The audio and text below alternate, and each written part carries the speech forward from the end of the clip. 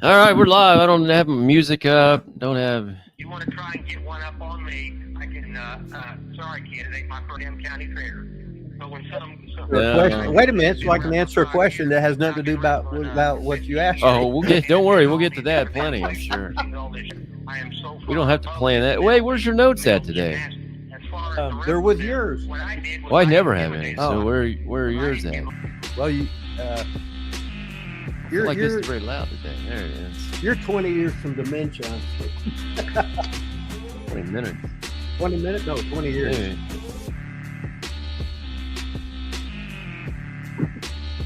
Trying to get, where did our background go? Crop to show background image. And a billfold so swole that I can't get this Oh, there it shit is. closed. So I money fold and rubber band wrap. Ah, look at that. Oh, gotta pull it up a little bit. Got to get that in. Anybody hear us? All right, Screaming Baboons, so we can hear you. That's always a good start. 70QQ, there he is. He was in there first. That's his position with this show. Audio and video is good. He's always there to let us know that. It's great. I've been on fire, man. The last couple of weeks, I've had this thing where people can hear us and see us right off the start. Let me see. Look up here and talk. Oh, don't even. It doesn't matter. It's not. Matter. Okay. You don't ever do it. Usually, it's either here.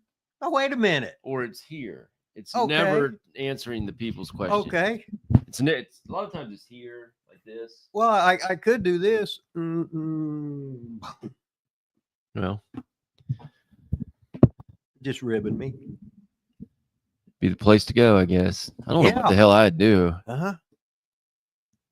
No, I don't do it here. Don't do it here. Jeff G said he's heading to the Square Circle Expo right now. Me and Who Rip, is? Big Jeff G hadn't been in here Oh. forever. Well, he's probably been. Where you been, man? You're in green. You haven't been in the chat forever, Jeff. He's probably been hanging and banging, just going around. Probably got about 8 girlfriends on the side, hanging on them big arms of his. Of course, I took a couple weeks off, so we were just talking about the big Squared Circle Expo right here in Indianapolis today.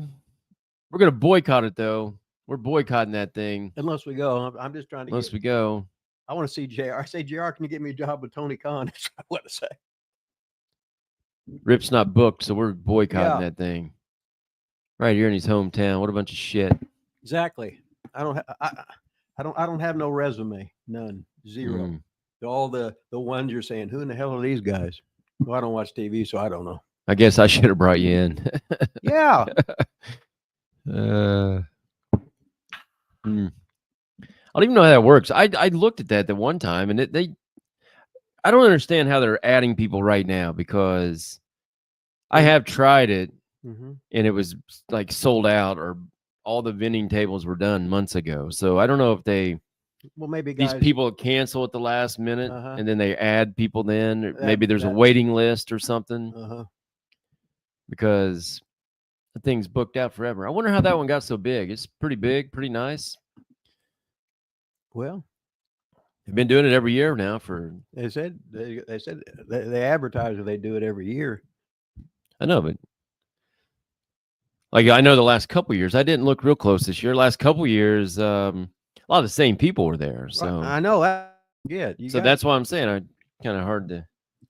Maybe that's why they're tired of seeing your act, Rip. You've been there so many times. Not compared to these other guys. So if they making the moolah. I ain't been making nothing, baby. Coming off hot off WrestleMania weekend. Got any WrestleMania comments off the bat, Rip? Did you watch night 1 and night 2? I know you watched night 1. I watched night 1 and I watched night 2. Oh, night wow. 2. Yeah. And I just laughed because you thought it was funny. Yeah, I did think it was funny because everybody works like Cena's match is the only one that slowed down and did nothing. Quit looking at me. You're setting this up perfectly. We don't even go over this script today, and you're setting yourself up so good right now. You're such a smart worker. But I watched all these matches. Yeah. Especially like the first night, they're going outside on every match. I said, my God, just because you got a every match is whatever, you still have a pecking order of how you should do of building a show. You don't just do a movie where they start out just blowing everybody away and everybody dying. I said, God, and everybody had to get their shit in. And hey, Gunther had a headlock before the last match of the second day. Nobody else had a headlock. The problem is Gunther was actually on first. First. First day. Yeah, but he had a headlock. Right. And there wasn't another headlock till Cena's match. Right. So I get exactly what you're saying. Okay. One of the hard parts of doing it is, which they actually could do it because that's how Gunther works, is they started off the entire thing with a world title match. So it's the opposite of building right anyway. Well, every match is some kind of. It's not like you got two technicians out there. Typically, see, you should have been working with Gunther and had a goddamn chop fest. Well, that looks like he's going to be working with McAfee. Did you see that? Yeah, I seen it. So his next opponent now apparently is going to be Pat McAfee. So for whatever that's worth, hopefully he gets a win back. You never know. You never know. I saw McAfee at the draft last night smoking weed as he's up at the desk trying to give it to Mike McCarthy, the Cowboys coach. Oh, okay. He said no. Like he's literally up on the stage doing the NFL draft, and he takes it, look like from a fan, smokes, offers McCarthy one. He says no, and then he throws it back out like into the crowd. It don't get any better than that, does it? Shoot. Wow. As Gordon Soley would say, brother. Hosting the draft and apparently going to be wrestling Gunther. But yeah, they I thought you were you mentioned, I mean, we could maybe get into it now. I don't know. We don't have a script of the show, but yeah. You had mentioned the Cena match. So your name's been out there on the internet a lot since then. Here's what I hated. I didn't care about the match. Like I thought the match was fine. It was slow. I didn't care about a bunch of high spots in that match whatsoever. I thought maybe they would get a little color, maybe, possibly, in the show. I just hated that Travis Scott took a 30-minute entrance at the finish of the match. I didn't. That's what I. Well, that's. I hated that with a passion. Well, I'm not today's wrestling fan, so I don't give a shit about rapping. And I know they want their demographics with this guy's got 6 million Twitter followers. Well, you could use him in a different way. Right. You don't have to have him take an hour to get there and then be the one that. I mean, you see how little he was when he got in there? Was he like 145? Like, where's maybe? The Rock? I don't know. That's what I hated. I didn't hate the match itself. Well, it's like anything else. It's all about the gross. Then it's all about the net. Is what it's all about. Nothing else matters. Well, it could be unless you kill it all off by doing this stupid shit. Like eventually. They've been doing stupid shit for years. So that's. I think this is different stupid shit. This is like. This is like corporate stupid shit. This is like The Rock.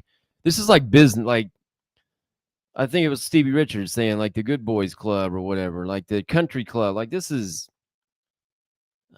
I would rather see stupid shit than this. I don't know. To me, this Stevie just Richards feels. mentioned me on his podcast. Yeah, I got them all lined up. That's why I figured. Okay. No, that's why I figured you were going into that. No, I wasn't. I'll play one clip later, or I'll play two clips now because these both pertain to the WrestleMania main event that we were just talking about. So let me see if I can get this here. Stop screen. What's it? Oh, maybe we'll just do that. There we go. Good friend Ben Hameen. I talked to Hameen on the phone yesterday. Ben Hameen, I can't remember whose show this was. I'm sure it was Ben Hameen's show. No, I think it was Russo's show, RussoBrand.com. I can't remember whose show it is. I'm supposed to know that, give him credit and all that stuff. Hope we don't get trademarked or whatever, but what the hell? You're still my hero. You kicked me in the balls. So really, Punk should have run down and thanked Paul Heyman for hitting him in the nuts. Man, but because that's... Ben, this really is complicated. Like it's complicated as fuck. This is more complicated than Triple H. And all I can hear is Rip in my head going, boys, this shit is so fucking easy. Yep. All you got to do is this, that, and that Cena main event where people are ripping it apart. It to me is an OVW Rip Rogers 101 main event of, hey, you're the heel. You're not supposed to look flashy. You punch, kick, and grab a hold and look like shit till the guy can hulk up and you shut him down, Then we got to do a run-in for the spin-out business, and then the heel picks up the title, hits behind the ref, 1, 2, 3. It's an easy fucking story everybody can follow. You can't fuck it up. And here we are, guy. But all the people that wanted high spots and all this shit. Cena's got to tone down all that stuff. He's not. He's the only one, especially on the McAfee show, sticking to a character that is saying what its truth is. And the fans are still like, we still love you. And he's like, well, you don't understand. You're obviously not listening. I don't give a fuck what you think, whether you love me or not, dude. This is for me. I've given it all up and had to go to do all these Make-A-Wishes and all. Like, really sticking to his guns and making sure his stuff looks like shit, kind of, to not get any pops. But the fans don't see that shit. You know what's funny? When you So yeah, Rip Rogers 101 on the main event, Rip, right there. How about that? Shit, that and the $1.99 will get me a cup of coffee. Got that right here. I agree. I like I said, I didn't mind the match. It was the Travis Scott walk-in that that was pretty bad. Freaking I couldn't stand. Shane Parks sent us a $2 super sticker here. All right, $2 super sticker. Thanks, Shane. If you got a question, get it in there. From Medford, Big George threw in a $2.99 super sticker. George needs to let loose some of them purse strings. We'll get your question here in a minute. Who all in here? 70 QQ's in here. Tom Montgomery in here. Shane Parks in green. Screaming Baboons in here. Patrick Young, ready for class, also in green. Screaming Baboon, I'm not supposed to put over, but send a little contribution to the Rip Rogers Fund. I'll put it over a little bit anyway. He says I am over. LD Doc in the house. Big Jeff G. 70 QQ. I said George Jetson in from outer space. Who else? Stephen Keys in the house. Manny the Weasel Valverde in the house. Don't mention him. Oh, he's my favorite, man. Oh, yeah, but he ain't even a member. He's not a member. He doesn't do super chats. Manny, we're past 66 seconds. So Yeah. Weasel, Manny the Weasel Valverde, from the non-pussy get inside of town, no T-Weasel. matter what he tells you. No, non-pussy get inside of town. Manny the Weasel Valverde. He's not over. He said Paul Heyman is a dirty dog. A dirty, low-down, backstabbing dog. Stephen Key said, I hated AJ Styles losing to Logan Paul. Well, Kind of did too. I did too. Big George said, who was the best opponent for the original Sheik? He worked Bobo Brazil a lot. I was going to say about Bobo Brazil would have been it. Good call. Yeah. But was it because he was good with him? I guess yes. Yeah, they both wasn't going to be taking no bumps. And Bobo was a draw. And Sheik wasn't going to leave his feet. And Bobo do whatever he wanted because Sheik gave him a job. Hell, Bobo homesteaded there for years. Here's one more clip here. Contradictory part of it as well. There are many in this interview, but what in the world are we doing with it? It's almost like Rip Rogers said, this stuff is not hard to figure out. Pro wrestling is not hard to figure out. This feels very much like we tend to overthink and overanalyze, so I understand, and I can identify it very easily. Rock is putting us to shame with overthinking, overanalyzing. This feels like the Hollywood Country Club creative meeting. You're thinking of it in terms of very complicated corporate speak, very complicated Hollywood speak, very complicated public relations speak. It's pro wrestling. Rip Rogers 101. This stuff, he has a more hardcore word for it, a few of them. This stuff is not hard to figure out. How about that? I don't know why the words didn't match up with the thing, but I think that was on the Stevie Richards show with our friend James. So hopefully they don't mind using that clip there. Didn't ask James, but what the hell? James is over enough the way. Yeah, go get over so much. I agree with Stevie right there, man. That's kind of what I was saying a little bit ago. It just seems, I don't know. I don't.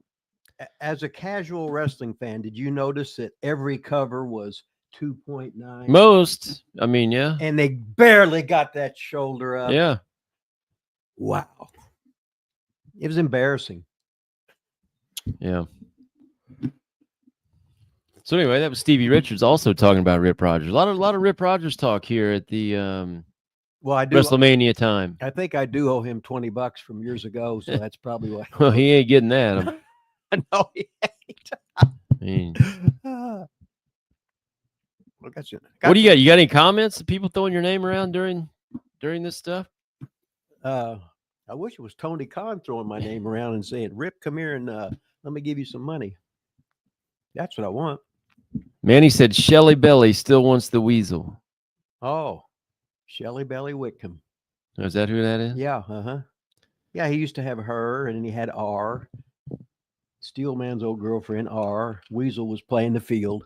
But hey, we're not putting him over. He ain't a member. You got to be a member for the Weasel to be put over. Shane Parks in green. Ever wrestle Ivan Koloff?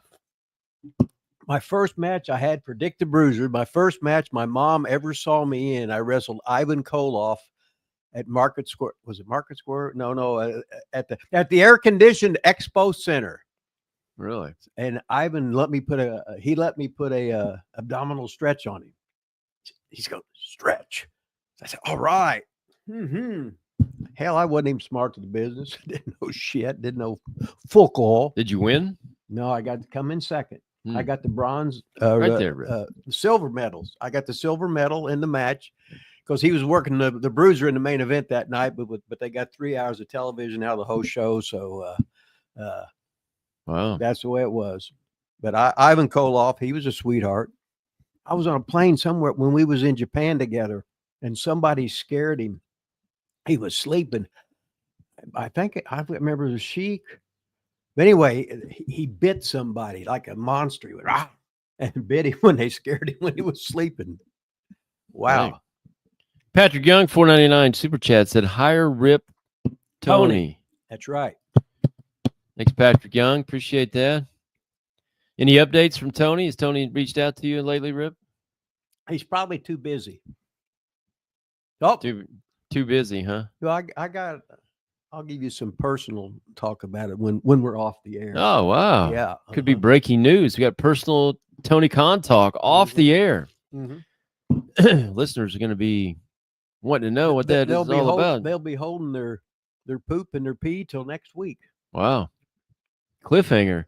In the meantime, and in between times, go buy your Rip Rogers t-shirt. Go buy your Rip Rogers book. You can get episode 1 or whatever they're called. Episode, not version. What are those called? Illustration. What's it called? That's the legend. You can get book 1 or book 2. They look identical. But then I'll have number 3 pretty soon. Can't wait for the third one to come out with the exact same cover. That's going to be pretty cool. It's going to be a different cover, and it's nothing but stories. You know the when that's coming out? Nope. I did the thing. What's today? Friday? Yeah. Was it Wednesday? Yeah, Wednesday. I did another 2-hour session with the guy. Oh yeah. So do you actually tell him stuff, or do you say, "Oh, I'm not going to talk about"? No, that? they ask me questions. Right. Then I just start talking, and I hear them, and they record everything. I hear him go. It's like typing everything 100 miles an hour. That wasn't my question. Oh, what was the question? Do you actually answer their questions? Like, do you actually answer them? And are there any things that they ask that you say, "Oh no, I'm not talking about that. I'm not saying anything about that"? No. So it's different than on here. They don't have as relaxed rules because I get to proofread everything, so I can strike anything I want to. So you're going to read that entire book and scratch stuff? Oh yeah, well I've read them other books on the shitter, all just sitting there on the shitter. I mean beforehand. Yeah. Screaming Baboon, $2 super chat. Rip, who was the shit's worst wrestler you ever saw? Oh my God, it was me. Oh, you can't say you. God, there's a lot of them not worth a shit. But give us some. Well, if you walk in like you're a fat son of a bitch or a skinny motherfucker, you're shitting on my business to begin with. So if you're obese, if you're second generation, that's okay though. if you're ordered in by your dad was a wrestler, your dad and your grandpa, your brother or whatever, you're judged by a different set of things. You're accepted. Like I wasn't accepted when I started. I didn't know anybody. Hell, I wasn't even smart. See, this is exactly what I was just talking about with the book. Do you actually answer questions with the book, or do you just tell them, no, I'm not talking about that? No, I've never said not talking about Well, that. you won't answer the question like who, like you won't give a name. Like you've just answered this whole question without actually saying one name. Now. We want a name. No, Spill look, it. Look, no, the question is Who? worst wrestler you saw. Okay. That means who's the number one of every fucking wrestler I've ever goddamn seen. Right. Right? Yeah. You And then that's why I said, okay, give us a couple. Or it says, Rip, who was the shits? So you can just answer that question. Give us the person that was the shits. Oh, a lot of guys were the shit. Oh, see. Can't wait to read this book about nothing. God, it's going to be a great book. Well, hey, nothing. Rip won't spill the beans on I'll anything. autograph it for you. Another book of Rip not answering the questions. Get the pop coming out. Come on, give us a name. Let's hear it. Give us a name. Let's just put it this way. I used to see a lot of stars, and I get in the ring with them. I go, oh my God, they're rotten. Reels of cotton rotten. But you won't say who. No. All right, you heard it here first. No answer. Russ McCullough. What about him? You think he was any good? As machine? As Marcus would say, big Russ Cullough. George Goulish, you've said him once before. Yeah, I said, yeah, George wasn't. He was the worst promoter's son that I've ever seen in the ring. But he tried his best. He just wasn't a good wrestler or athletic, and he didn't work out. So he kicks everybody in the balls. If you're the promoter's son, you should be the star. You should have been brought up. You'd be smart before you even got in there. You should know how to talk. You should have been on a diet your whole life. Okay, then just ring a bell. What do you think about Greg Gagne? Greg Gagne's a great worker. He was just thin. All right, thin. Yeah, but he could. No. What about working out and looking great? Why didn't he? He's a promoter's son. He should have had all the time in the world to probably do that. Well, I guess stuff. he didn't have the goddamn work ethic that I had. Yeah. He was spoiled. He was pampered. He was a great athlete. He was the Division I college quarterback. But that doesn't mean you're. And then he was Vern's son, so he was given everything. Yes, he was given everything, and it wasn't. But when they start him, like when he first come in, he would he'd be a stepping stone for guys, so that years ago you would bring when you would start, and then first you're just meat for everybody. Then you start winning one once in a while. Then all of a sudden, 4 years in, now you may be a tag team champion for just a little bit. Yeah, I get it. That's not what I'm talking about. I'm talking about his body. You were talking about appearance and look. Yeah. So I'm talking about his body. Well, I don't think Greg Gagne had a very good body. He wasn't fat. No, he wasn't fat. Okay, and he was lean, but he didn't have my work ethic. I think that he was one he won that became a coach for a while that did not get very good reviews, or I don't think he lasted long, and the boys didn't have a whole lot of good to say about him. On his couch, I know that. And yeah, we went down to Atlanta, and I knocked on. It was Bill Dundee and Greg Gagne and Mike Graham. I knocked on the door about midnight. We got to town because I told him I was going to, and Dundee said, "Well, come on." So we knocked. So boom, I think it was me and Lucky and Steele. We went in and let us in. Want something to eat? No, I said we already ate. Blah blah blah. So we slept overnight for free. So we saved on the motel. So that was cool. And they was just telling stories and shit. And then Mike Graham was a wrestler's son. Vern Gagne was a wrestler's son, and Great. Bill Dundee had been in the business for so long that then they started telling stories, and we was sitting there. Wow. I'm sitting there, I'm listening to Mike Graham stories. I'm listening to the stories about Greg Gagne and how his dad would push him and everything. And he knew he had to be an underdog and not treat him special and everything. And it was just, wow, it was eye opening. It was what a great experience. What story? Just knocked on the door to all these superstars, and they were all like the coaches or whatever you called it at WCW, and then they're we're sleeping on their couches and had some protein bars and stuff. So that was great. Awesome. I'd like to. I know we had Jamie on here one day. Uh-huh. Bill, I'd love to sit down and listen to some Bill Dundee sometime. Yeah. Oh, when Jamie and Bill would start yelling at each other, that was the best. Big George, $1.99 super sticker. George had a question up here. Would you rather wrestle a young green guy or an older legend who can't bump? I don't give a shit about bumps. But as a green guy, I can lead him. I said, don't you do one motherfucking thing unless I tell you to, and we'll be fine. I don't want you to think. I know what you can do. I won't make you look bad. I'm not going to fucking bury you. It's my job to make you look, even though you're the shits and you got this much experience. In 5 years from now, you'll be a whole lot better. But right now, you're not there. So I'm gonna take care of you. I'm not going to hurt you. If it looks like I'm mad in there, I'm not really mad. I'm being a heel. But let's have some fun out there, and you can completely relax because I'm gonna take care of you. And that was my job. I'm not sure you answered the question. Would you rather green? Either one, it doesn't matter. Oh, here we go. Buy the book. He doesn't answer any questions. Buy the book. Read a book on nothing. No questions answered. Buy it. It's going to be a hot seller. It will be in the bookstores, though. Shane Parks in green. Rip and Vaughn, what veteran wrestler did you look up to growing up? Well, I only had one choice. That was Dick the Bruiser. Yeah. Because that's all we got was the 3 channels or whatever for years and years. And I didn't get to see like the Sheik out of Cincinnati with the rabbit ears and All-Star, and then Nick Gulas wrestling out of Louisville and the wrestling out of Paducah, Kentucky, because that's when I was in college and I'd come home and we had a better antenna and stuff. But growing up with Dick the Bruiser, and he was the star and nobody else really meant anything.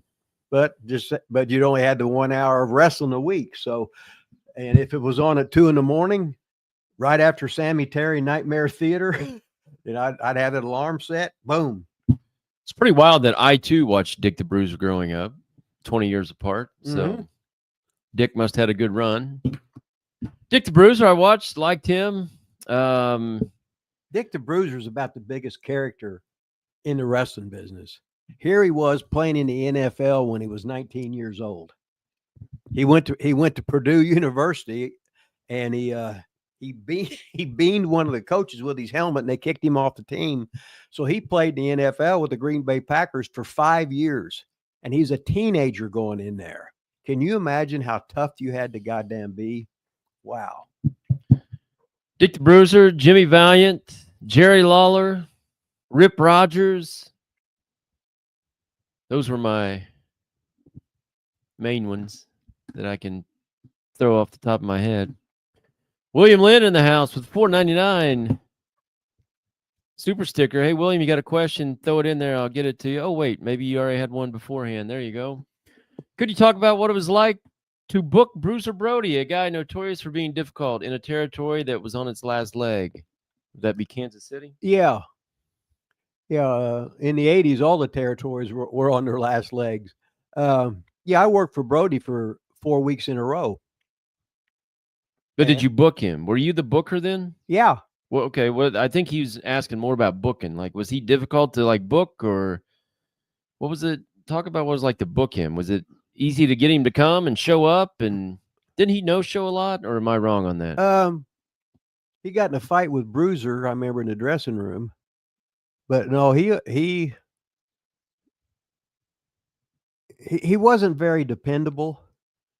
But he made so much money in Japan, and when he was working like Dallas and Houston and stuff like that, and Puerto Rico, that he could pretty much do what he wanted to.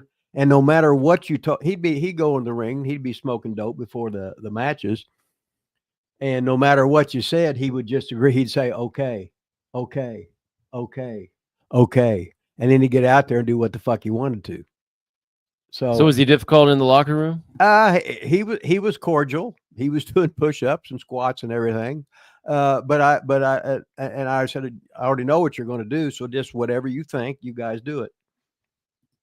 Because he wasn't going to look weak, put it that way.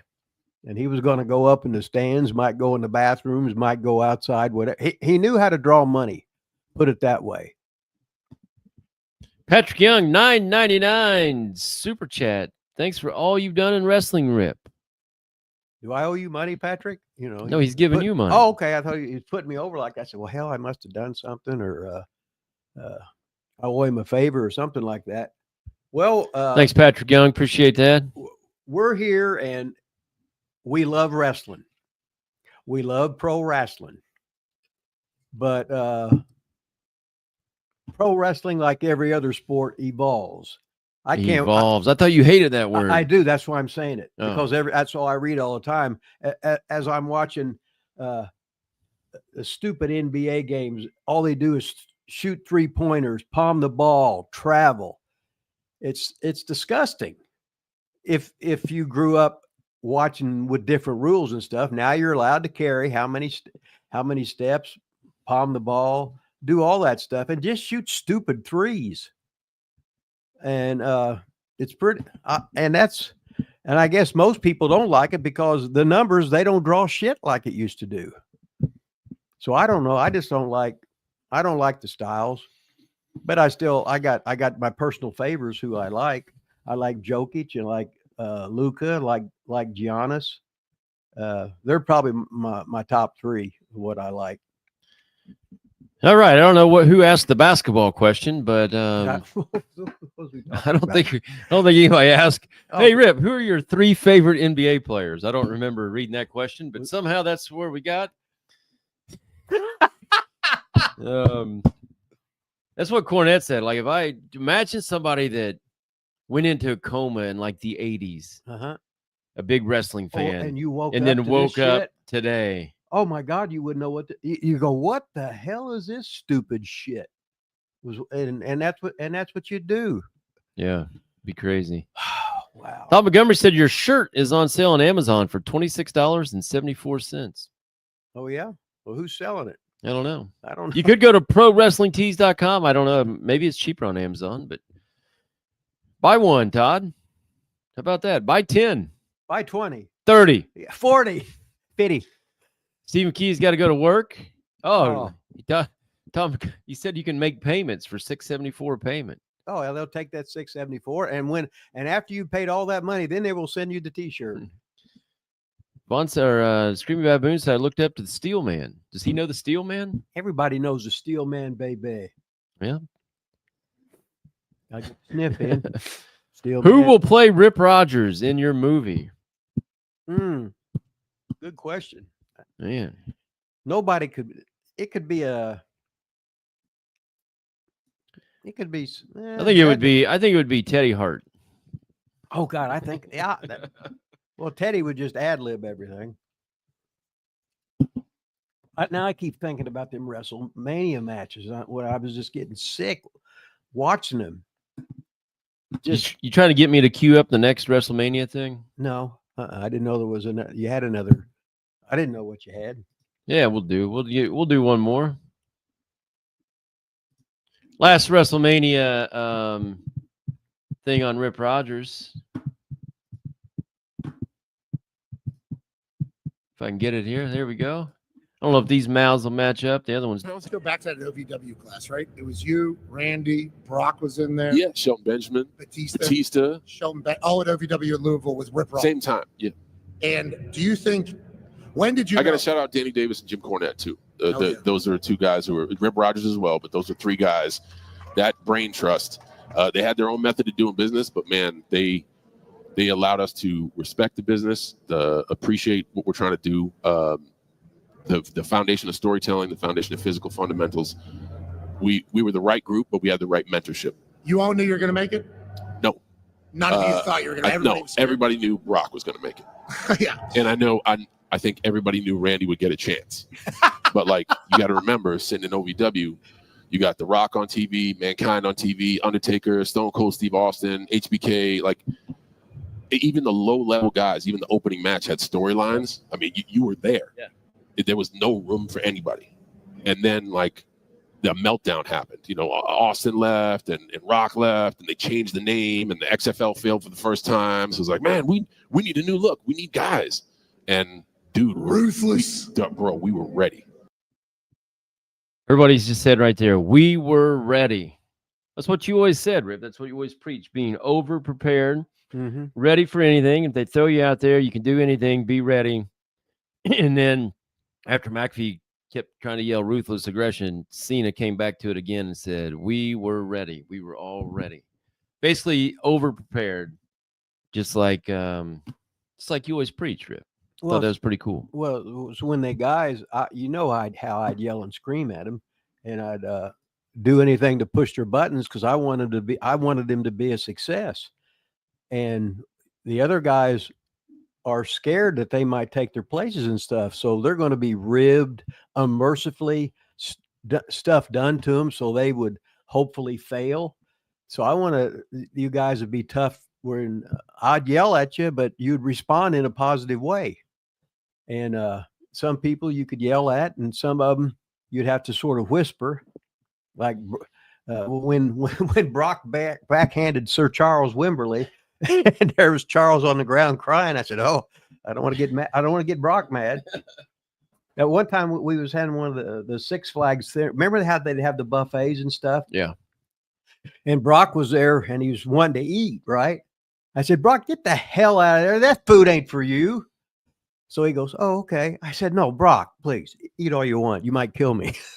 but we're talking about, it's like we had Brock would be driving a ring truck.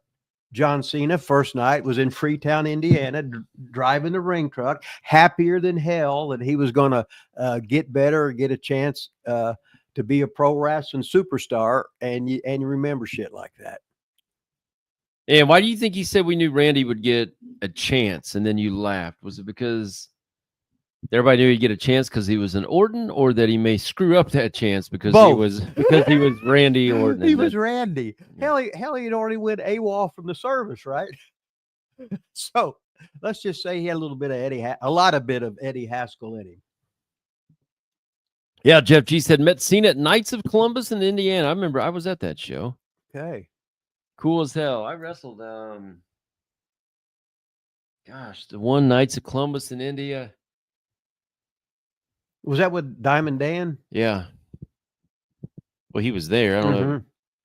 God, who was it was some Japanese guy WWE had brought in. It was like a 6-man. God, I cannot remember. I'm such a blank, but that Japanese dude was on my team. I can't remember. Anyway, Cena was there. Mm-hmm. Yeah, I remember when I first started coming,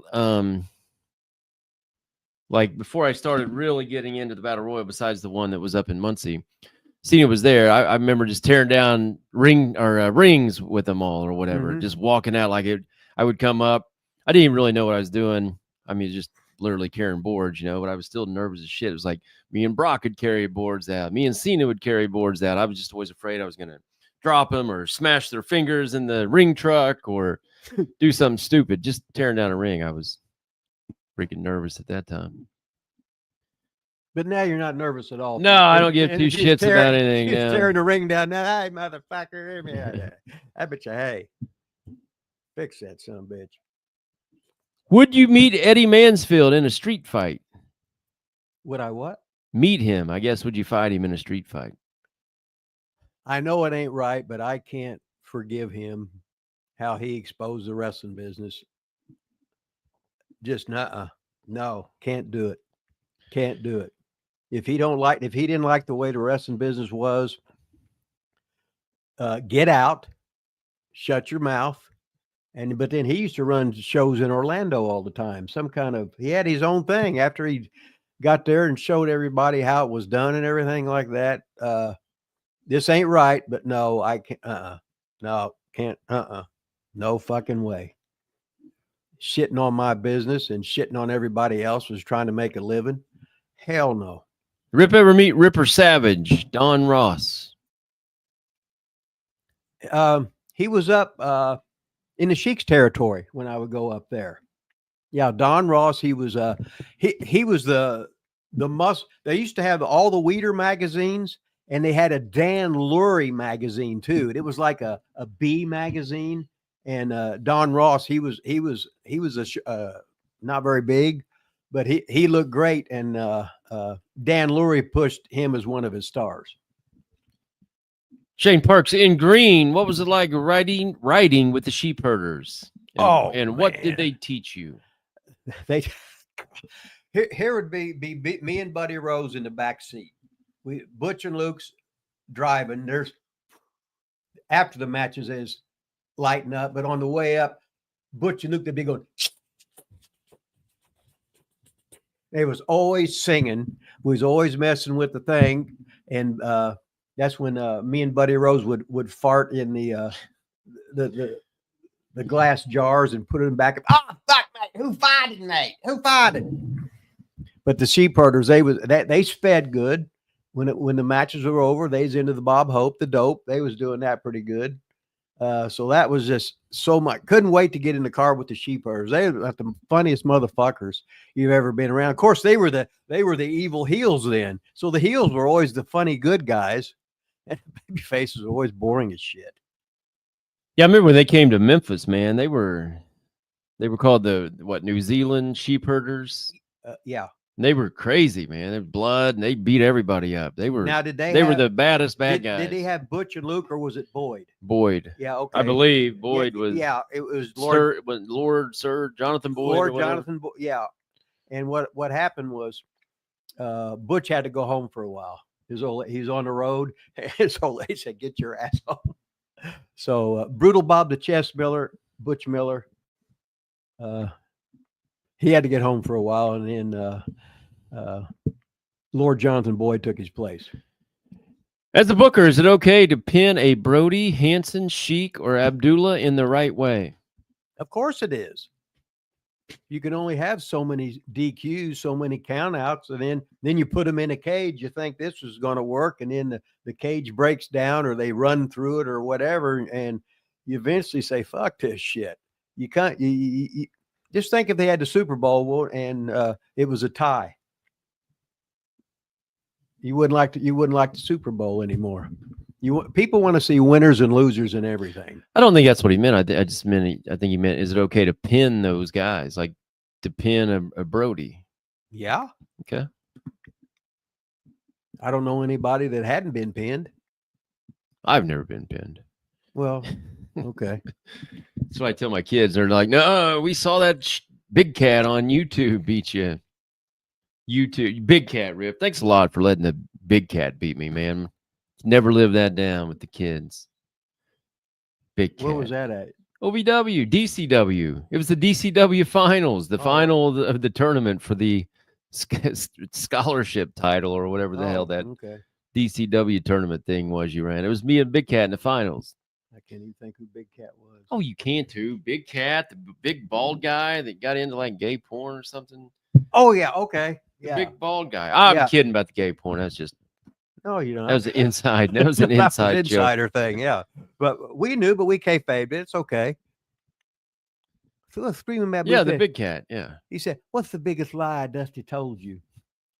Well, he told me he had a huge hammer and he'd walk around the dressing room and he'd be buck ass naked, had a little bitty skinny snabits fabits. So that was the big lie. He'd be posing like putting himself over for having the big wee arm, and he didn't.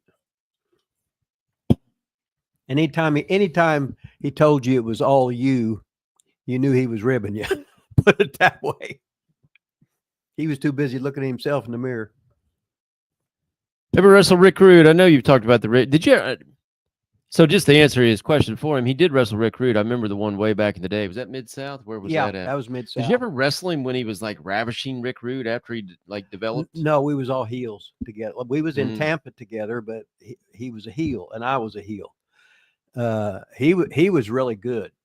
That time we saw him in Mid-South, he had hepatitis and he lost about 40 pounds or whatever it was. That's why he was so lean at that. Hell, he's about 6 foot. You don't realize how big he is. And then you don't realize how big he's got this big old fat thumbs and fingers where he was one of them great arm wrestlers. And he had a lot of Randy Savage in where he'd fight you for no reason. Yeah, they always say he's one of the legit tough guys. Yeah. So Rip, I think that match is on YouTube somewhere. Whoever answered that asked that question, Shane Parks. I think if you type it in, I think Rip versus Rick Rude. It's old. It's 1983. 83. I think it's on YouTube somewhere. You can probably find it. What happened to the masked man from Parts Unknown? I think it would be awesome if that came back. I like it. George Jetson, Outer Space. Yeah, That's a good Outer Space. I always liked her from Parts Unknown, but you have to be checked for a physical and you got to have a name, right? Well, you got, people don't know that. From Parts Unknown, ladies and gentlemen. That's Parts fucking Unknown. awesome. All right, I got a little work thing I got to attend to here, Rip. If you can maybe see any of these questions, and they'll pop up. Just can you see any of these? I don't know. It was right. Like a bee, screaming. Thoughts on Nova? Some people are asking about if you wrestled Ted DiBiase. Any stories about Randy Savage pretending to break down on Roadside? Got a girl taking the test. And she's having trouble. Okay. Shane Parks asked me, did I ever wrestle Ted DiBiase? He used to ride with me a lot when we was working for Ole Anderson in Atlanta, and he'd tell some good stories. And the good thing about Ted, and this was when Teddy was a baby face, and his father was a wrestler and his mother was a wrestler. So Teddy broke into the wrestling business. So he was so far ahead of normal guys as I broke into the wrestling business. My mom was a housewife. My dad worked the post office, so I didn't exactly get any wrestling knowledge from them. But Ted DiBiase, he was one of those special guys. Like, now just think, Ted DiBiase, Bruiser Brody, Tito Santana, Tully Blanchard, all these guys, Big Bad Bobby Duncan, all these guys played football at North or West Texas State in Amarillo. That was where Terry Funk's dad had the territory. But all these guys became great pro wrestlers. So that place was, and then Dick Murdoch said he played there. He just hung out with all the guys and drank beer and stuff. But that West Texas State, just think, Bruiser Brody, Stan Hansen, Tully Blanchard, Ted DiBiase, Tito Santana, Big Bad Bobby Duncan, and there were some others too, Manny Fernandez. All these guys came from the same university at approximately the same years. And you look up the football records, they weren't worth a shit. I guess he's busy trying to be wrestlers or whatever.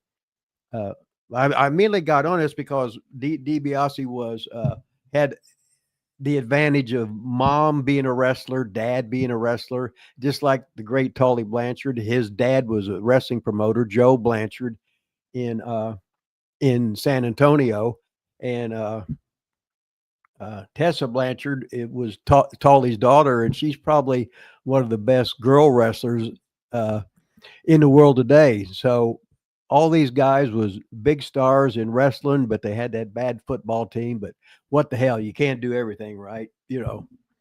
Let me see what else I got on here. Patrick Young, thanks for everything. Oh, yeah, I've done a lot of things for wrestling business, but I must owe him some money too. They had, Butch and Luke were the original sheep herders, and then Johnny Boyd he come back in when Butch's old lady said come back to New Zealand, and what's his face, Lord Johnson Boyd took his place. Said Big Jeff says met Cena Knights of Columbus and okay, this and that. The thing about guys like the big stars, pinning Brody, Hansen, Sheik, Abdullah in the right way is you need to see him. You can beat the heel all the time. You can beat the heel, and then he can kill that baby face. You can beat him in the house show, and then he can just glom him and just kill him on TV the next time. And as far if you're a big ass baby face, you want to see winners and losers. and this is just a name. If Brody wins all the time, and all of a sudden when he loses, it's a goddamn upset. But there has to be some controversy of how the big man got beat. So we want to create that. It's like Bill Dundee and Jerry Lawler. They wrestled for each other against each other for 20 years in Memphis. And whenever they didn't have nothing really going, they'd come back to Lawler and Dundee. They had good chemistry.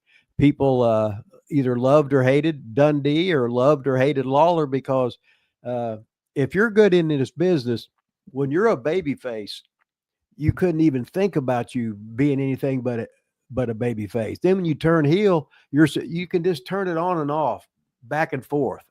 So Lawler's one of the best. Pez Watley was one of the best. Ronnie Garvin was one of the best. But if you can work baby face, you can work heel. And if you can work heel, you can work baby face, because it's basically it's just the opposites. So a lot of guys about the baby face and heel thing, I've never seen anybody abuse so much as what they would abuse the Big Show, because I bet it seemed like he turned back and forth about once a year.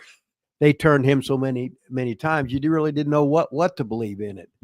But years ago, they would tell you would have that one big turn, and then you didn't do it anymore. That's like Dick the Bruiser was a heel when he started out. Then he turned babyface years in. Then he stayed babyface the rest of the time until he retired. Surely they'll turn Cody one time, won't they? Here, sooner than later, I think. Well, everybody's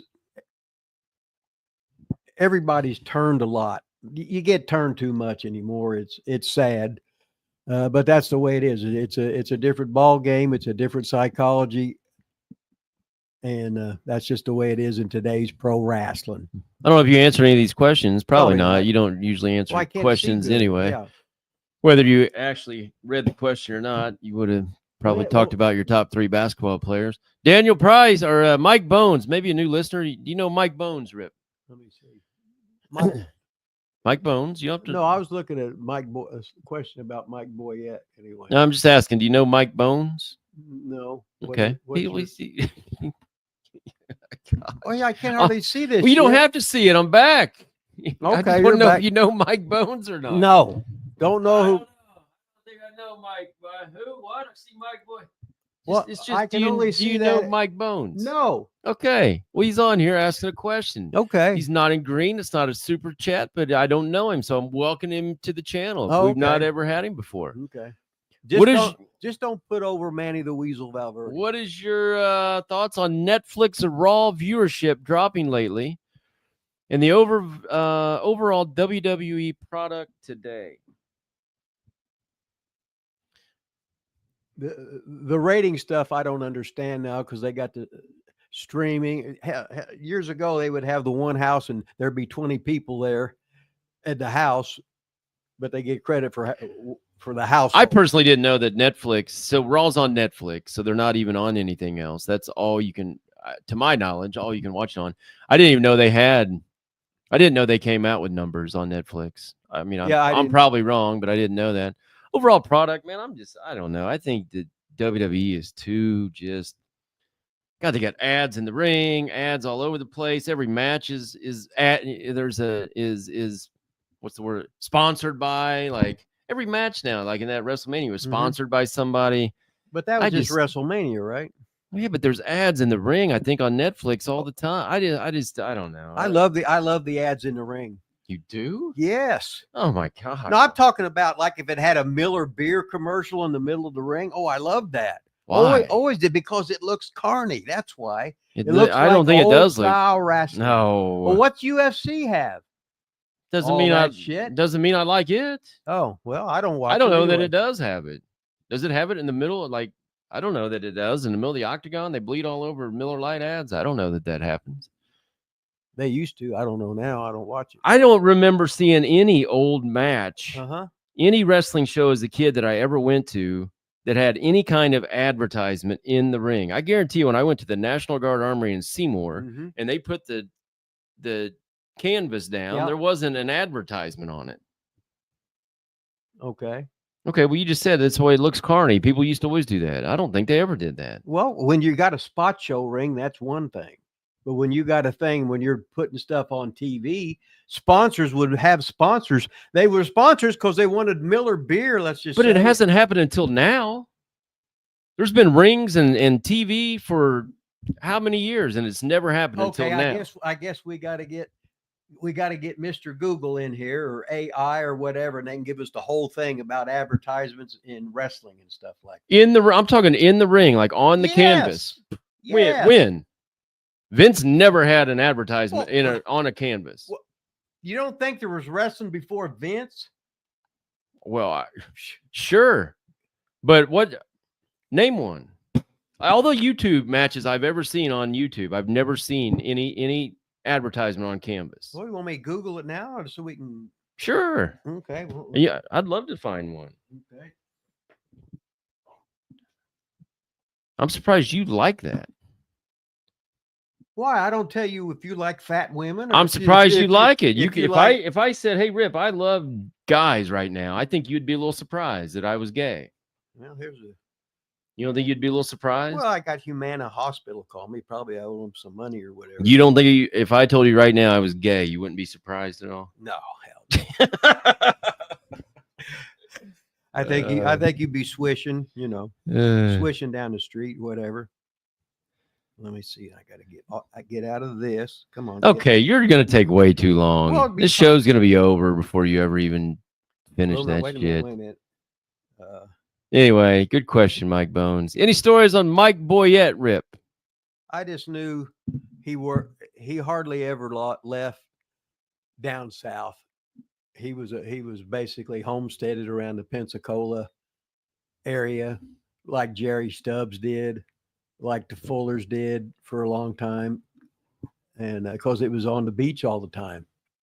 But he's an older guy, but yeah, he was a down south guy. Visvec said USWA used to have a giant tobacco ad in the middle of their canvas. Who did? USWA. Okay. I don't ever remember that. Was it on TV? Surely that wasn't on TV. I watched USWA and Channel 3, though, a long time. But that was probably, USWA was after kind of the CWA or whatever, Channel 3. Wasn't USWA like after that? Well, it was still Channel 3, right? But it was just it was the cheaper version. So they were having, you needed, if you could get sponsor, they would. Well, if they did, Visvex, I believe you. I don't ever remember it. And I sure don't ever remember seeing it on Channel 3 Wrestling if it was still their TV market. Screaming Baboon said, tell some Lucky Sandland stories. Okay. Lucky Sandland. How does Screaming Baboon in Australia know about Lucky Sandland? Hey, Screaming Baboon, he knows everybody.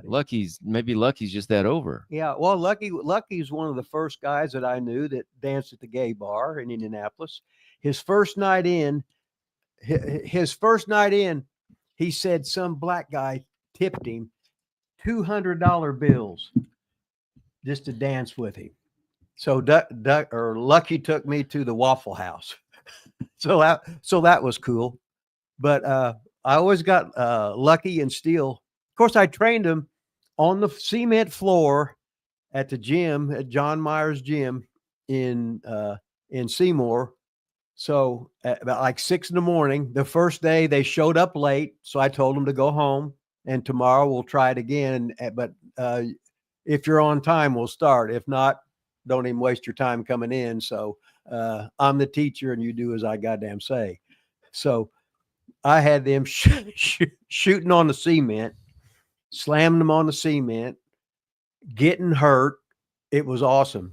The first night in, we had a spot show somewhere and I got them booked. So they had it was either 15 or a 20-minute match against themselves. And all I taught them was real shit. Then I said, okay, now tonight, all the way how I told you to do stuff. We would practice at the gym and you would relax the hold. So because their elbows were so bad, I didn't want to get it to hurt just learning this stuff. So I said, now all that shit I showed you how to hurt each other. Now forget it all and just do it without putting any pressure on it. They said, "Oh God, we was hoping something like that was going to happen," and it did. So all of a sudden, Lucky and Steele had their big 15 or 20. I can't remember where it was at. I think it might have been in Ulitic, Indiana. But then they started going, and Jody Hamilton, I'd bring him to them all the time, and they knew they could get the shit beat out of them, and they'd never say a word. They'd get their draws, they'd get drunk, they was out chasing women. So it was a great time because Steelman broke into business. He was 19 years old, and then Lucky was older, but I think Lucky still lives in North or South Carolina, whatever. And Steelman, we had the 10 bell salute. R.I.P. Steelman. Lucky, I don't know if he's alive or not. I'm assuming he is. He used to send me a bunch of real gross, like the grossest stuff you could find on Facebook. He'd send it through Messenger, like just I couldn't even watch them anymore. They were so gross. But anyway, I got a Lucky story for you. Screaming Baboon. There was a time, I think I was in college. I was working at a warehouse like thing in Seymour, and Lucky was It was right next to the gym, right? Lucky was working there through some like temp service or something. Lucky at the same time was traveling to WCW some nights with Rip to wrestle on TV. And apparently, Lucky told me this story himself in the warehouse. He was out one night, and I guess he'd been drinking and stuff and talked to something to Queen Charmel, Booker T's Charmel. Mm-hmm. So when they got to TV that next night, Lucky and somebody else was wrestling Harlem Heat. Yeah. And that was done on purpose because of whatever he did to Charmel the night before. Booker T made sure that he wrestled him on TV that next night, and it was pretty brutal. Beat the hell out of Lucky, man. Well, So Lucky like that Sue Chocolate. so yeah, he was beat up by Booker T on TV because he hit on his wife. Well, she was just his girlfriend then, wasn't she? Well, I don't know. Maybe not. Not sure. Never know. Let's see. I'm probably wrong. He said somebody said the Fullers used to have advertising on aprons. Still never seen it. Somebody pull up a YouTube video and show me maybe I just never noticed it, but I still think the WWE's looks cheesy. I don't think it looks carny at all. I think it looks made for TV. I think it looks like Stevie Richards was saying, like business, country club-ish, whatever. I think it looks, I don't know. It doesn't look like pro wrestling to me at all, the way that Netflix setup is.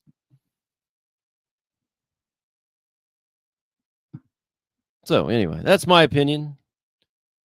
I'm a co-host of the show. Surely, the guy I can have an opinion. You're allowed to have an opinion every once in a while. Every once, even if it's wrong. Yeah, it doesn't matter. Well, at least you answer the questions that you're trying to answer. Hell, I forget stuff. Excuse me. Let's see. Okay, super chats left out there. I don't see. What else we got? We're to lull. We need some questions, super chat questions, any kind of questions. I hope everybody got up today and worked out there in. Yeah, tell us about your workouts, Rip. You've been hitting it hard. As hard as I can. I told you a little bit ago. You were talking about your health. I said I thought you seemed like you've been doing the best you've been doing in a while. Seemed like you're moving around a little better, a little more energetic, a little more lively. No. Well, I usually got a lot of caffeine in me, you know.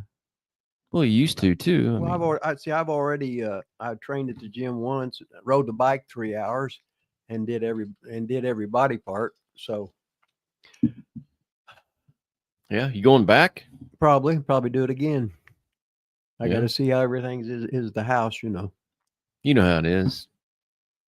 There we go.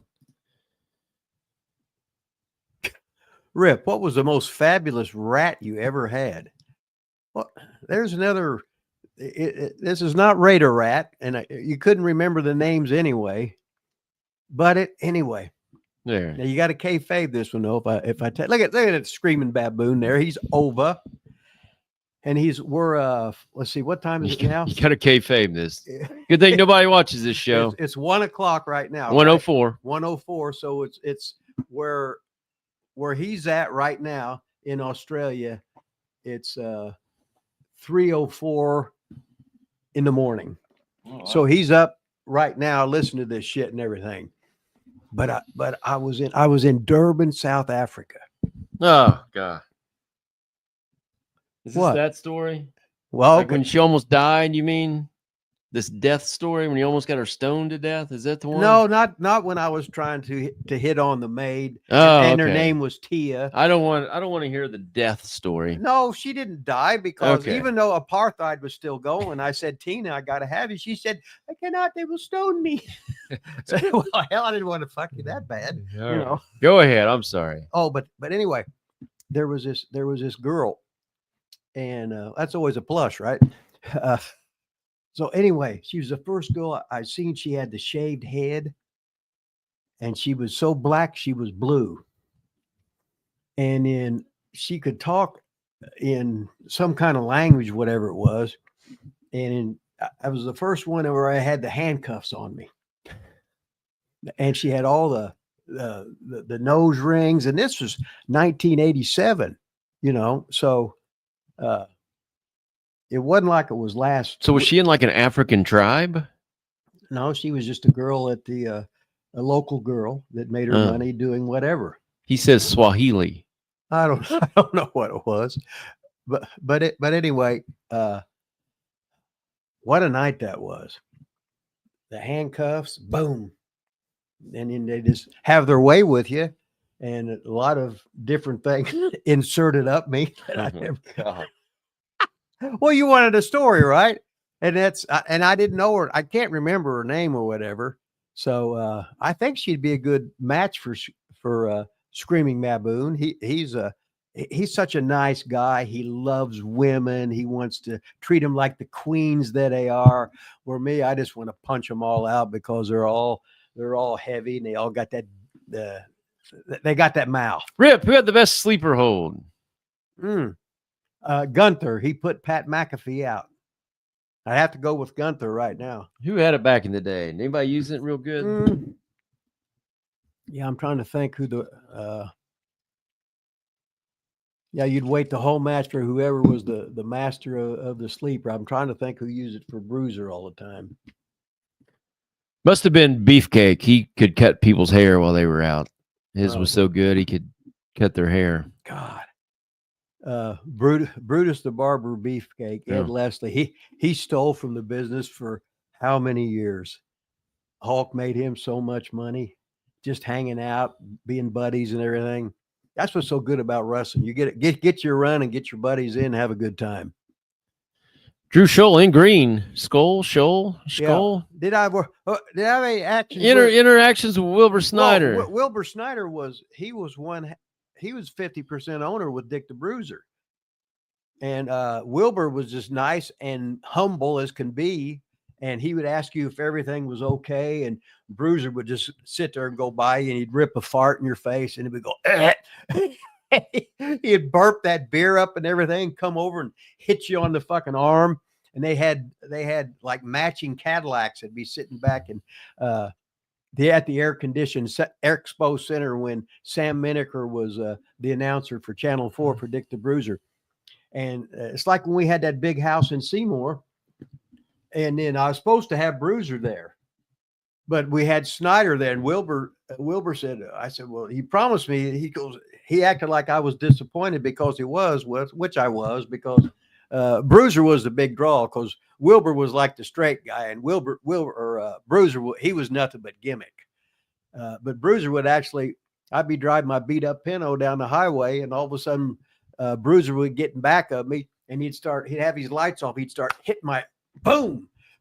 He's running into my goddamn Pinto, knock me. And then all of a sudden he'd put the light on, and he'd put the light on inside. And they had the hole in the beer. He would be holding out the top of his Cadillac, and just be going, and he'd speed off. and he had his governor's tag on, so nobody would ever pull him over. And he was gave money to the police fund or whatever, so nobody touched Bruiser about anything.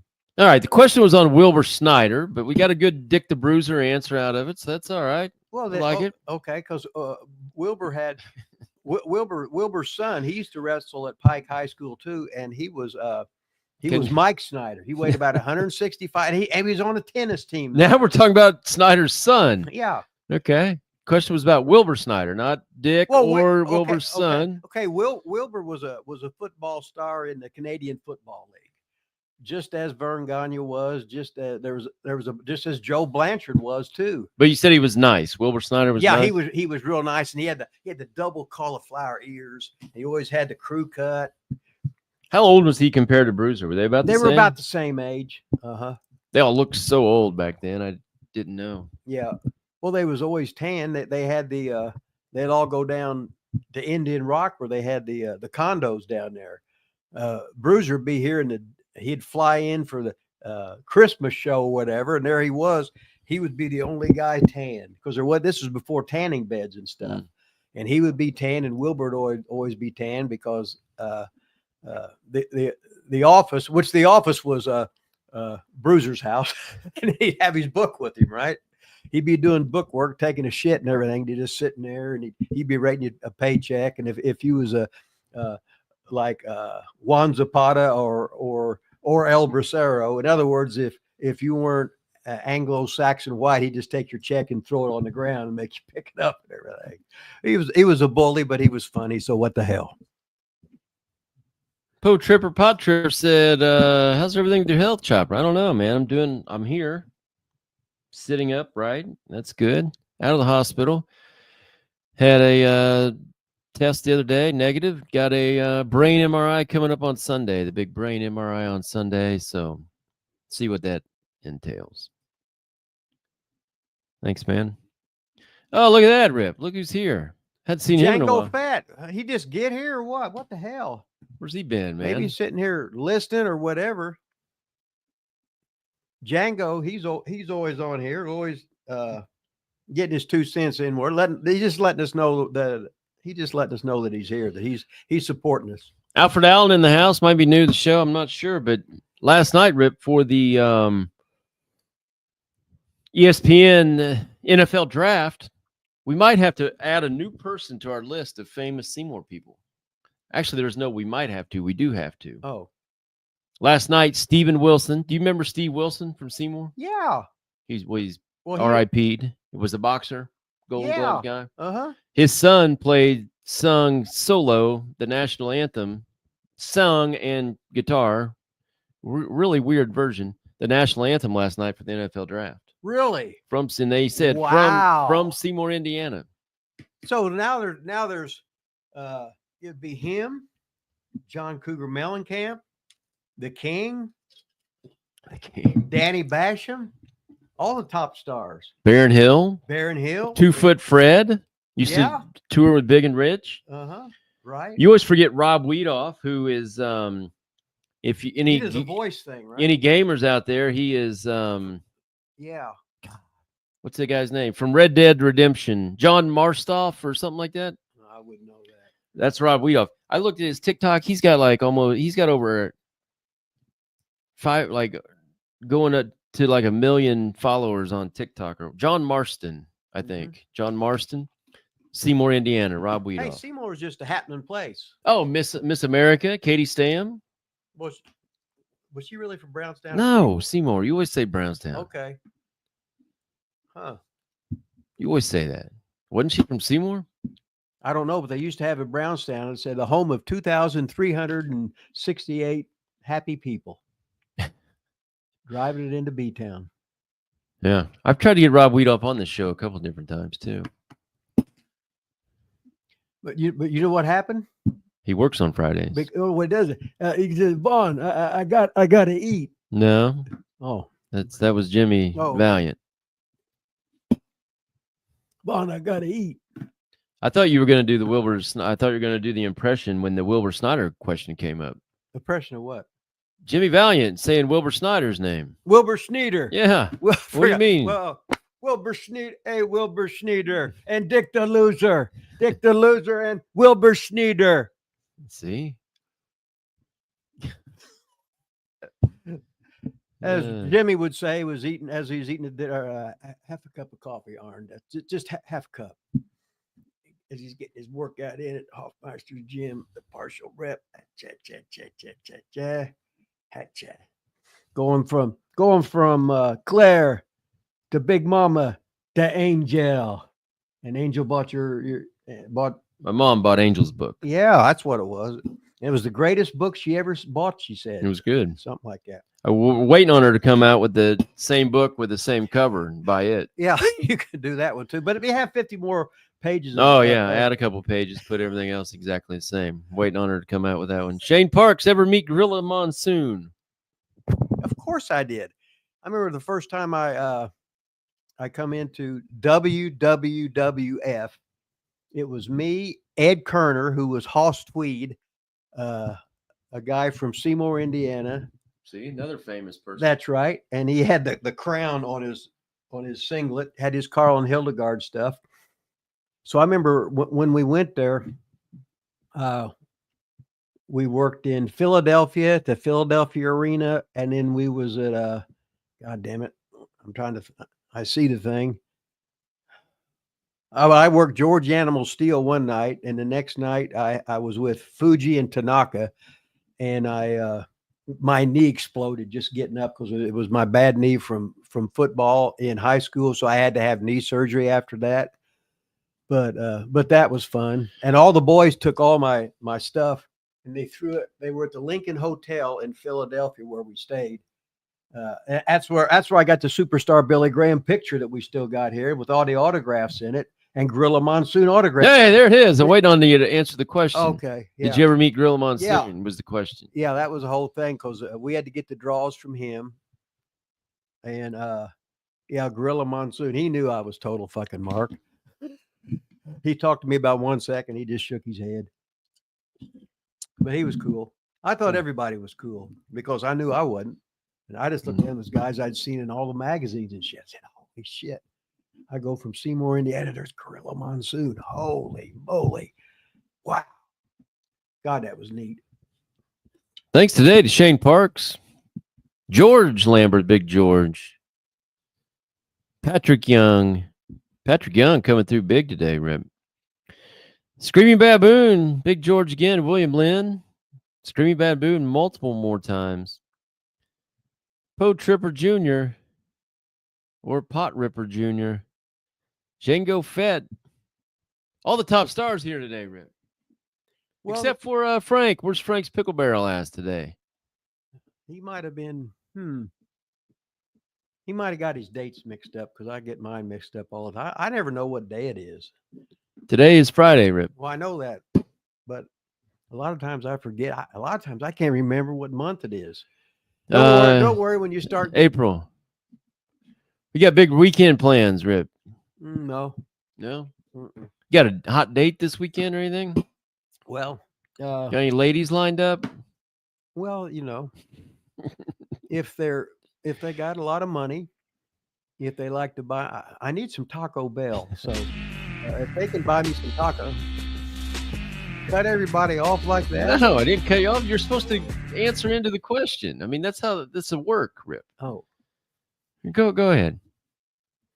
Well, I still haven't quite decided because I got to do a lot of stuff at the house, this and that, and then whatever. I'm thinking about the NBA. I'm thinking about Luka, how they're going to play tonight. Pacers are on tonight. Who cares about Luka? Pacers are on tonight. The Pacers, there's 4 NBA games Sunday, and the Pacers got the 9:30 Sunday game. What a bunch of shit.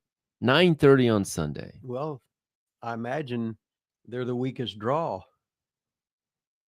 They're going to put. I don't know. Giannis? I don't know. He's the weakest. No, not Giannis. Well, he's in that game. Well, people either tune in for him or they don't. Yeah. I mean, Giannis is going to be. He'll be the best. Like player. if it's Jordan, it doesn't matter who he's playing. If it's Jordan, it's Jordan. They're not going to say, well, he's against the Pacers. Well, Giannis, and then but the other guy was hurt, and he just come back and didn't do that much. The second star. Lillard. Yeah. So, yeah, Giannis is just wow. Giannis, not Giannis. Well, whatever, Giannis. whatever the fuck. Sorry, kid, Get it they straight, my Rip. county fair. Give us a So, bicep so, pose or some something, guy comes in man. and been wrestling 5 years, and I've been wrestling 15 years, and has been to all these different damn places and seen all this shit. Let's I am wrestle, so baby. far above them mentally, with Let's mental wrestle, gymnastics. baby. As far as the I still wrestling can't business, see what I did was I that. intimidated a lot of people. Because I didn't give Get that Taco Bell, man. I'm so hungry. Food's overrated. Have a good weekend. Greatest weekend ever. Concrete, baby. Next week, same time, same channel. Possibly. What you saying? Greg Gagne was the greatest ever. Greg Gagne, the greatest ever, the best body I've ever seen. Oh, Big gold and a billfold. I don't mind So Greg. I thought he was swole that boring. I can't get I didn't this really- shit closed. Well, he wasn't. So I money we always fold like the and heels. rubber You know, the band heels are wrap. cool. First, you get over as a heel, then you turn babyface, but then you can